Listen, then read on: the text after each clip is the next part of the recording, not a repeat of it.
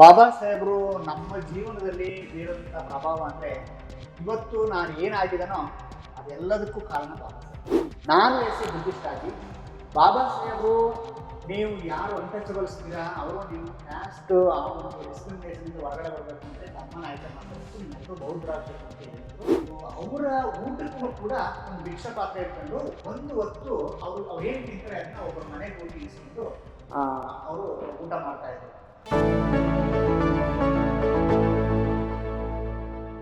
ಪ್ರೀತಿಯ ವೀಕ್ಷಕರಿಗೆ white paper digital ಮೀಡಿಯಾಗೆ ಹಾರ್ದಿಕ ಸ್ವಾಗತ. ವೀಕ್ಷಕರೇ, ಇವತ್ತು ನಮ್ಮ ಜೊತೆ ವಿಶೇಷ ಅತಿಥಿ ಇದ್ದಾರೆ. ಎಡಿಟರ್ ಅಂಡ್ ಟೆಕ್ಸ್ಟ್ ಕನ್ಸಲ್ಟೆಂಟ್ ಹಾಗೂ ಬುದ್ಧಿಸ್ಟ್ ಬಿಸಿನೆಸ್ ಅಸೋಸಿಯೇಷನ್ ಫೌಂಡರ್ ಕೂಡ ಆಗಿದ್ದಾರೆ. ಸರ್, ಕಾರ್ಯಕ್ರಮಕ್ಕೆ ತಮಗೆ ಹಾರ್ದಿಕ ಸ್ವಾಗತ. ವೀಕ್ಷಕರೇ, ಇವತ್ತು ನಾವು ಇವ್ರ ಜೊತೆ ಬುದ್ಧ ಮತ್ತು ಅಂಬೇಡ್ಕರ್ ಜಿ ಅವರು ಹಾಗೂ ಬಿಸ್ನೆಸ್ ಬಗ್ಗೆ ಚರ್ಚೆ ಮಾಡ್ತಾ ಹೋಗ್ತೀವಿ. ಸರ್, ಮೊದಲನೇ ಪ್ರಶ್ನೆ ನಿಮ್ಗೆ, ನಿಮ್ಮ ಜೀವನದಲ್ಲಿ ಅಂಬೇಡ್ಕರ್ ಜಿ ಅವರ ಬೀರಿದ ಪ್ರಭಾವಗಳೇನು? ಅವರ ಜೀವನ ನಿಮ್ಮ ಮೇಲೆ ಬೀರಿದಂತ ಪ್ರಭಾವಗಳೇನು? ಧನ್ಯವಾದ. ಬಹಳ ಒಳ್ಳೆಯ ಕ್ವಶನ್ ಕೇಳಿದಿಲ್ಲ.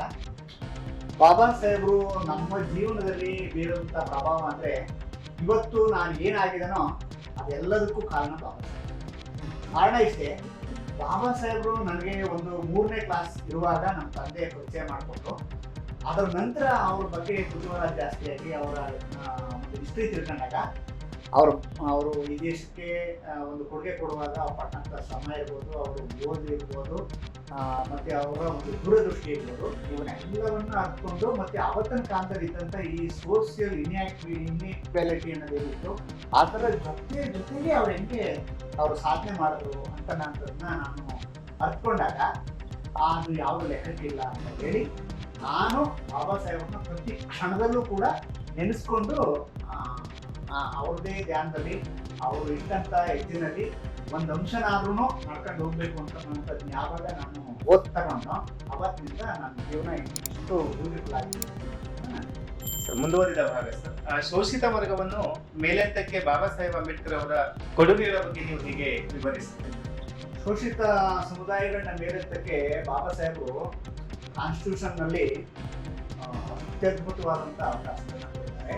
ಅವ್ರ ಕಾನ್ಸಂಟ್ರೇಷನ್ ಇದ್ದಂಥದ್ದೇ ದುರ್ಬಲ ವರ್ಗಗಳನ್ನ, ಅಂದ್ರೆ irrespective of the cost of religion, ಯಾರೇ ಬಡವರಾಗಿರ್ಲಿ ಅವರನ್ನ ಮೇಲೆತ್ತಿ ಅವರು ಕೂಡ ಒಂದು ಘನತೆ ವ್ಯಕ್ತಂತ ಜೀವನವನ್ನ ಮಾಡಬೇಕು ಅಂತಕ್ಕಂಥದ್ದು ಅವರು ಉದ್ದೇಶ ಆಗಿತ್ತು. ಅದನ್ನ ಕಾನ್ಸ್ಟಿಟ್ಯೂಷನ್ ಕೊಟ್ಟಿದ್ದಾರೆ. ಅವ್ರಗಳಿಗೋಸ್ಕರನೇ ಅವರು ಕಾನ್ಸ್ಟಿಟ್ಯೂಷನ್ ಮಾಡುವಂಥದ್ದು. ಮತ್ತೆ ಸಮಾಜದಲ್ಲಿ ಎಲ್ಲ ವರ್ಗದ ಜನರು ಕೂಡ ಸುಖವಾಗಿ ಸಮಬಾಳನ್ನ ಹಂಚ್ಕೊಂಡು ಬದುಕಬೇಕು ಅಂತಕ್ಕಂಥ ಉದ್ದೇಶ ಆಗಿದ್ದರಿಂದ ಸಂವಿಧಾನದಲ್ಲಿ ಶೋಷಿತ ವರ್ಗಗಳು ಅವರ ಆರ್ಥಿಕ ಮತ್ತು ಸಾಮಾಜಿಕ ಸಮಾನತೆಯನ್ನ ಸಾಧಿಸಬೇಕು ಅಂತಕ್ಕಂಥದ್ದು ಅವ್ರ ಕಲ್ಪನೆಯಾಗಿತ್ತು. ಅದರಲ್ಲಿ ಕಾನ್ಸ್ಟಿಟ್ಯೂಷನ್ ಉಪಯೋಗಿಸ್ಕೊಂಡು ಅವೆರಡನ್ನೂ ಸಾಧನೆ ಮಾಡ್ಬೋದು ಅಂತಕ್ಕಂಥದ್ದು ಅವ್ರು ತೋರಿಸ್ಕೊಟ್ಟಿದ್ದಾರೆ. ಸರ್, ನಿಮ್ಮ ಜೀವನದಲ್ಲಿ ಬೌದ್ಧ ಧರ್ಮದ ಕಡೆ ಆಕರ್ಷಣೆ ಹೇಗೆ ಬೆಳೆಯಿತು? ನಾನು 2000ನೇ ಇಸ್ವಿನಲ್ಲಿ ಬೌದ್ಧ ಧರ್ಮದ ಕಡೆ ನನಗೆ ಡಾಕ್ಟರ್ ರಾಜಾನಂದ ಮೂರ್ತಿ ಅಂತ ಒಬ್ಬರು ಬಂದು ಬೌದ್ಧ ಧರ್ಮದ ಬಗ್ಗೆ ಎಕ್ಸ್ಪ್ಲೈನ್ ಮಾಡಿದ್ರು. ಬೌದ್ಧ ಧರ್ಮ ಬಾಬಾ ಸಾಹೇಬರು ಈ ಜಾತಿಯನ್ನ ನೀವು ಅಸ್ಪೃಶ್ಯತೆಯಿಂದ ಹೊರಗಡೆ ಬರಬೇಕು, ಈ ಕ್ಯಾಸ್ಟ್ ಡಿಸ್ಕ್ರಿಮಿನೇಷನ್ ಇಂದ ಹೊರಗಡೆ ಬರಬೇಕು ಅಂತಂದ್ರೆ ನೀವು ಬೌದ್ಧರಾಗಬೇಕು. ಬೌದ್ಧರಾದ್ರೆ ನಿಮಗೆ ಏನು ಕಳಂಕ ಇದೆ ಅದು ಹೋಗುತ್ತೆ, ಮೆರಿಟ್ಸ್ ನಿಮ್ಗೆ ಕ್ಯಾರಿ ಆಗುತ್ತೆ. ಧರ್ಮದಲ್ಲಿ ತ್ರಿಸರಣ, ಪಂಚಶೀಲ, 4 ಅರಿಯ ಸತ್ಯಗಳು, ಅಷ್ಟಾಂಗ ಮಾರ್ಗಗಳು ಇವೆಲ್ಲ ಇರೋದ್ರಿಂದ ಅದನ್ನ ನೀವು ಫಾಲೋ ಮಾಡಿದ್ರೆ ನಿಮ್ಮ ಜೀವನ ಉತ್ಕೃಷ್ಟ ಆಗುತ್ತೆ ಅಂತ ನನ್ನ ಬೋಧನೆಯನ್ನು ಹೇಳಿದ್ರು. ಅದು ನನಗೆ ತುಂಬ ಮೆಚ್ಚುಗೆ ಆಗಿ ಅವತ್ತು ರಾತ್ರಿ ಹೇಳಿದ್ರು. ಪುನಃ ಭಾನುವಾರ ಬೆಳಿಗ್ಗೆನೆ ಹೋಗಿ ಬೌದ್ಧ ಧರ್ಮವನ್ನು ಸ್ವೀಕಾರ ಮಾಡ್ಕೊಂಡು ನನ್ನ ಜೀವನವನ್ನ ಉತ್ಕೃಷ್ಟ ಕಡೆಗೆ ನಡ್ಕೊಂಡು ಹೋಗ್ತಾರೆ. Sir, fantastic sir. ನಿಮ್ಮ ಬುದ್ಧಿಸ್ಟ್ ಬಿಸಿನೆಸ್ ಅಸೋಸಿಯೇಷನ್ ಆರಂಭಿಸೋದ್ರ ಮುಖ್ಯ ಉದ್ದೇಶ? ಬುದ್ಧಿಸ್ಟ್ ಬಿಸಿನೆಸ್ ಅಸೋಸಿಯೇಷನ್ ಮಾಡುವಂಥ ಮುಖ್ಯ ಉದ್ದೇಶ ಏನಂತಂದರೆ, ಈ ಎಷ್ಟು ನಮ್ಮ ಅನ್ಟಚಬಲ್ಸ್ ಒಂದು ಇವರು ಜನ ಏನು ಮಾಡ್ತಿದ್ರು ಅಂದರೆ ಅವ್ರಿಗೆ ಜಾತಿನೇ ಅಡ್ಡ ಬರ್ತಾ ಇತ್ತು. ಅವರು ಬಿಸ್ನೆಸ್ ಮಾಡಕ್ಕೆ ಹೋದಾಗ ಜಾತಿ ಕಾರಣಕ್ಕೋಸ್ಕರ ಅವರು ಬಿಸ್ನೆಸ್ನಿಂದ ವಂಚಿತರಾಗ್ತಾ ಇದ್ರು, ಅವ್ರ ಆರ್ಡರ್ಗಳು ಸಿಗ್ತಾ ಇರಲಿಲ್ಲ. ಹಾಗಾಗಿ ನಾನು ಬುದ್ಧಿಸ್ಟ್ ಆಗಿ ಬಾಬಾ ಸಾಹೇಬರು ನೀವು ಯಾರು ಅನ್ಟಚಬಲ್ಸ್ ಇದ್ದೀರಾ ಅವರು ನೀವು ಕ್ಯಾಸ್ಟ್ ಆ ಒಂದು ಡಿಸ್ಕ್ರಿಮಿನೇಷನ್ ಇಂದ ಹೊರಗಡೆ ಬರಬೇಕು ಅಂದ್ರೆ ತಮ್ಮನ ಆಯ್ಕೆ ಮಾಡ್ಕೋಬೇಕು, ನೀವೆಲ್ಲರೂ ಬೌದ್ಧರಾಗಬೇಕು ಅಂತ ಹೇಳಿದ್ರು. ಆ ಕಾರಣಕ್ಕೆ ನೀವೆಲ್ಲರೂ ಬಾಬಾ ಸಾಹೇಬ್ ವಾಣಿಯಂತೆ ಬೌದ್ಧ ಧರ್ಮಕ್ಕೆ ಬಂದ್ರೆ ಆ ಬಂದಂಥವ್ರನ್ನೆಲ್ಲರೂ ಕೂಡ ನಾವು ಅವ್ರಿಗೆ ಎಕನಾಮಿಕಲಿ ಅಪ್ಲಿಫ್ಟ್ ಮಾಡೋಕ್ಕೋಸ್ಕರ ಬುದ್ಧಿಸ್ಟ್ ಬಿಸ್ನೆಸ್ ಅಸೋಸಿಯೇಷನ್ ಅಂತ ಮಾಡಿ ಅವ್ರಿಗೆ ಟ್ರೈನಿಂಗ್ ಅನ್ನು ಕೊಟ್ಟು ಬಿಸ್ನೆಸ್ ಟ್ರೈನಿಂಗ್ ಕೊಟ್ಟು ಅವ್ರನ್ನ ಅಪ್ಲಿಫ್ಟ್ ಮಾಡಬೇಕು. ಸರ್ಕಾರದ ಒಂದು ಏನು ಸವಲತ್ತುಗಳಿದೆ ಅದನ್ನ ಉಪಯೋಗಿಸ್ಕೊಂಡು ಜೊತೆಗೆ ನಾವು ಬ್ಯಾಕಲ್ಲಿ ನಿಂತ್ಕೊಂಡು ಅವ್ರಿಗೆ ಸಪೋರ್ಟ್ ಮಾಡಿ ಅವ್ರನ್ನ ಮೇಲೆತ್ತಬೇಕು. ಆ ಕಾರಣಕ್ಕೋಸ್ಕರ ಬುದ್ಧಿಸ್ಟ್ ಬಿಸ್ನೆಸ್ ಅಸೋಸಿಯೇಷನ್ ಅಂತ ಮಾಡಿ ಅದ್ರ ಮುಖಾಂತರ ನಾನು ಟ್ರೈನಿಂಗ್ ಕೊಡ್ತಾ ಇದ್ದೀನಿ, ಬಿಸ್ನೆಸ್ ಟ್ರೈನಿಂಗ್ ಕೊಡ್ತಾ ಇದ್ದೀನಿ. Super sir. ಬೌದ್ಧ ಧರ್ಮದ ಮೌಲ್ಯಗಳು ಬಿಸ್ನೆಸ್ ನಲ್ಲಿ ಹೇಗೆ ಅಳವಡಿಸಬಹುದು ಸರ್? ಆ ಒಂದು ಎಥಿಕ್ಸ್ ಗಳನ್ನ ಬಿಸ್ನೆಸ್ ನಲ್ಲಿ ನಾವು ಹೇಗೆ ಅಪ್ಲೈ ಮಾಡಬಹುದು? ಬಹಳ ಒಳ್ಳೆ ಪ್ರಶ್ನೆ. ನೋಡಿ, ಬೌದ್ಧ ಧರ್ಮದ ಮೌಲ್ಯಗಳನ್ನ ಬಿಸ್ನೆಸ್ ನಲ್ಲಿ ಹೆಂಗೆ ಅಳವಡಿಸಬೇಕು ಅಂತ ನೋಡಿ, ನಾನು ಮೊದಲೇ ಹೇಳಿದೆ ತ್ರಿಶರಣ. ಬೌದ್ಧ ಧರ್ಮದ ಮೌಲ್ಯಗಳು ತ್ರಿಶರಣ, ಪಂಚಶೀಲ, 4 ಅರಿಯ ಸತ್ಯಗಳು, ಅಷ್ಟಾಂಗ ಮಾರ್ಗಗಳು ಅಂತ ಹೇಳಿದೆ. ಅವು ಬುನಾದಿ ಬೌದ್ಧ ಧರ್ಮಕ್ಕೆ. ಇವು ವ್ಯಕ್ತಿ ಒಳಗಡೆ ಇದೆ. ತ್ರಿಶರಣ ಅಂತಂದ್ರೆ ಏನಿಲ್ಲ, 3 ತ್ರಿರತ್ನಗಳಿಗೆ ಶರಣು ಹೋಗ ಅಂತ. ಏನದು ಅಂತಂದ್ರೆ Buddha is A doctor, Dhamma is A medicine, ಸಂತ ಇಸ್ ಎ ನರ್ಸ್ ಅಂತ ಹೇಳ್ತಾರೆ. ಸೊ ನಾವು ಜ್ಞಾನಕ್ಕೆ ನಾವು ಶರಣು ಹೋಗ್ಬೇಕು. ಧಮ್ಮ ಅಂದ್ರೆ ಸತ್ಯ, ಸತ್ಯಕ್ಕೆ ಶರಣು ಹೋಗ್ಬೇಕು. ಮತ್ತೆ ಇದನ್ನ ಫಾಲೋ ಮಾಡ್ತಕ್ಕಂಥ ಜನಗಳ ಜೊತೆಗಿದ್ದ ಅಂತಾರೆ ನಾವೇನು ಆಚೆ ಈಚೆ ಹೋಗ್ಬೇಕು. ಜೊತೆಗೆ ಒಂದು 5 ಪ್ರಿಸಿಪ್ಟ್ಸ್ ಅಂತ ಏನು ಹೇಳ್ತೀವಿ, ಪಾನಾತಿ ಪಾತ ವೇರಮಣಿ ಸಿಕ್ಕಾಪದಂ ಸಮಾಧಿಯಾನಿ.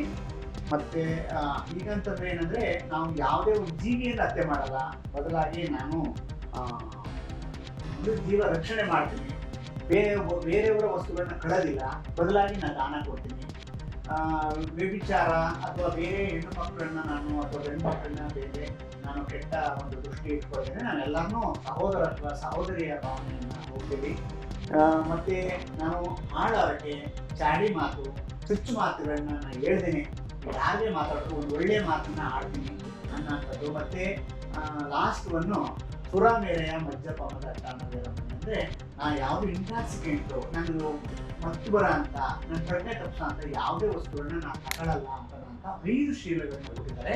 5 ಶೀಲಗಳು ನಮ್ಮ ಒಳಗಡೆ ಇದ್ರೆ ಬಿಸ್ನೆಸ್, ಯಾವ ಬಿಸ್ನೆಸ್ ಕೈಯಾದ್ರು ಯಾವುದೇ ಕೆಲಸ ಇದ್ರು ನಮ್ಗೆ ಉನ್ನತಿ ಹೊಂದೇನೆ. ಇನ್ನು ಯಾವುದು ಕೂಡ ನಮ್ಗೆ ಕೆಳಗಡೆ ಬರೋಕ್ಕೆ ಸಾಧ್ಯವಿಲ್ಲ. ಜನಗಳು ಕೂಡ ನಮ್ಗೆ ಒಪ್ಕೊಳ್ತಾರೆ. ಬಿಸ್ನೆಸ್ ನಲ್ಲೂ ನಾವು ಈ ಗುಣಗಳು ಇರೋದ್ರಿಂದ ಸಕ್ಸಸ್ ಆಗ್ತೀವಿ. ಆ ಕಾರಣಕ್ಕೆ ನಮಗೆ ತಮ್ಮ ಅತ್ಯಂತ ಎಕ್ಸಲೆಂಟ್ ಸರ್, ತುಂಬಾ ಚೆನ್ನಾಗಿ ವಿವರಿಸ್ತಾ ಇದ್ದೀರಾ ಸರ್. ಕೊನೆಯ ಪ್ರಶ್ನೆ, ವಿಶ್ವದಾದ್ಯಂತ ಯುದ್ಧಗಳು ನಡೀತಾ ಇದೆ. ಈ ಯುದ್ಧ ನಡೀತಕ್ಕಂಥ ಸಂದರ್ಭದಲ್ಲಿ ಶಾಂತಿಯ ಒಂದು ಯಾವ್ದಾದ್ರು ಧರ್ಮ ಇದ್ರೆ ಅದು ಬೌದ್ಧ ಧರ್ಮ ಅಂತ ಕರಿತೀವಿ, ಅಹಿಂಸಾ ಪರಮೋ ಧರ್ಮ ಅಂತ ಕರಿತೀವಿ.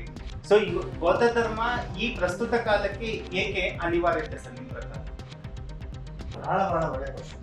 ಬೌದ್ಧ ಧರ್ಮ ಯಾಕೆ ಪ್ರಸ್ತುತ ಅಂತಂದ್ರೆ, ಭಗವಾನ್ ಬುದ್ಧರು ಈ ಭೂಮಿಗೆ ಬಂದು 2600 ವರ್ಷ ಆಯ್ತು. 2600 ವರ್ಷ ಆಗಿದೆ. ಅವರು ಒಬ್ಬ ರಾಜನ ಮಗ ಆಗಿಟ್ಕೊಂಡು ಅವರು ಕೊನೆಗೆ ರಾಜ್ಯವನ್ನ ಪರಿತ್ಯಾಗ ಮಾಡಿ ಅವರ ಊಟಕ್ಕೂ ಕೂಡ ಒಂದು ಭಿಕ್ಷಾ ಪಾತ್ರ ಇಟ್ಕೊಂಡು ಒಂದು ಹೊತ್ತು ಅವ್ರು ಏನ್ ತಿಂತಾರೆ ಅದನ್ನ ಒಬ್ಬರ ಮನೆಗೆ ಹೋಗಿ ಇಸ್ಕೊಂಡು ಅವರು ಊಟ ಮಾಡ್ತಾ ಇದ್ರು. ಉಳಿದಂತ ಸಂದರ್ಭದಲ್ಲಿ ಅವ್ರು ಏನ್ ಮಾಡೋದು ಅಂದ್ರೆ ಒಂದು ಊರುಗಳಿಗೆ ನಡ್ಕೊಂಡು ಹೋಗೋದು, ಅಲ್ಲೊಂದು ಮರದ ಕೆಳಗಡೆ ಕೂತ್ಕೊಳ್ಳೋದು, ಜನಗಳು ಯಾರೇ ಬಂದ್ರು ಅವರು ಅವ್ರ ಕಷ್ಟಗಳನ್ನ ಕೇಳೋದು, ಅದಕ್ಕೆ ಯಾವುದೇ ರೀತಿಯಲ್ಲಿ ಪರಿಹಾರ ಕೊಡೋಂಥದ್ದು. ಪ್ರತಿ ಒಬ್ಬ ವ್ಯಕ್ತಿ ಮೇಲೂ ಅವರ ಕಷ್ಟ ಏನು ಅದನ್ನು ಪರಿಹಾರ ಮಾಡಬೇಕಲ್ಲ ಅನ್ನೋದು ಪ್ರೀತಿ, ಕರುಣೆ, ಮಮತೆ, ವಾತ್ಸಲ್ಯ, ಇದಿಷ್ಟನ್ನೇ ಅವರು ಪ್ರತಿ ವ್ಯಕ್ತಿ ಪ್ರತಿ ಜೀವಿ ಎಲ್ಲರ ಮೇಲೂ ಇಟ್ಕೊಂಡಿನಂಥದ್ದು. ಹಂಗೆ ಇಟ್ಕೊಂಡಿಟ್ರೆ ಯುದ್ಧ ಅನ್ನೋದೇ ಬೇಕಾಗಲ್ವಲ್ಲ. ಯಾವ ವ್ಯಕ್ತಿ ಮೇಲೆ ನಾವು ಪ್ರೀತಿ, ಕರುಣೆ, ಮಮತೆ, ಪ್ರೀತಿ, ಕ್ಷಮೆ ಇದನ್ನ ಇಟ್ಕೋತೀವಲ್ಲ, ಅವಾಗ ಯುದ್ಧ ಅನ್ನೋದೇ ಬರಲ್ಲ. ನಾವು ವ್ಯಕ್ತಿ ಹೊಡಿಬೇಕು ಅಥವಾ ಇಗ್ನೋರ್ ಮಾಡ್ಬೇಕು, ಕೊಲೆ ಮಾಡ್ಬೇಕು ಅನ್ನೋಂಥದ್ದು ಎಲ್ಲಿ ಬರ್ತದೆ? ಪಂಚಶೀಲ ಇದೆಯಲ್ಲ, ಅದು ಯಾರನ್ನೂ ಕೊಲ್ಲಲ್ಲ, ಜೀವವನ್ನು ಹತ್ಯೆ ಮಾಡಲ್ಲ, ನಾನು ಬದಲಾಗಿ ರಕ್ಷಣೆ ಮಾಡ್ತೀನಿ ಅನ್ನೋ ಇರೋದ್ರಿಂದ ಬೌದ್ಧ ಧರ್ಮ, ಈ ಬೌದ್ಧ ಧರ್ಮ ಏನಾದ್ರೂ ಪ್ರಪಂಚದಾದ್ಯಂತ ಇರೋ ಅಂತ ಧರ್ಮ ಆಗ್ಬಿಟ್ರೆ ಯುದ್ಧಗಳೇ ನಡೆಯಲ್ಲ. ತುಂಬಾ ಎಲ್ಲರೂ ಕೂಡ ಪ್ರೀತಿಯಿಂದ ಸಹಬಾಳ್ವೆಯಿಂದ ಅತ್ಯುನ್ನತವಾಗಿ ಸುಖವಾಗಿ ಬದುಕ್ತಾರೆ ಅನ್ನೋ ಉದ್ದೇಶಕ್ಕೆ ನಾವು ಧರ್ಮವನ್ನು ಸೊ ವೀಕ್ಷಕರೇ, ಇದಾಗಿತ್ತು ನಮ್ಮ ಒಂದು ಸಂದರ್ಶನ ಬುದ್ಧಿಸ್ಟ್ ಬಿಸ್ನೆಸ್ ಅಸೋಸಿಯೇಷನ್ ಫೌಂಡರ್ ಆದಂತ ಒಂದು ದೊಡ್ಡಸ್ವಾಮಿ ಅವರ ಜೊತೆ. ವೀಕ್ಷಕರೇ, ಈ ವಿಡಿಯೋ ನಿಮಗೆ ಇಷ್ಟ ಆದ್ರೆ ದಯವಿಟ್ಟು ಒಂದು ಲೈಕ್ ಮಾಡಿ, ಜೊತೆಗೆ ಸಬ್ಸ್ಕ್ರೈಬ್ ಮಾಡಿ ಅಂತ ಹೇಳ್ತಾ ಇಲ್ಲಿಗೆ ಧನ್ಯವಾದಗಳು.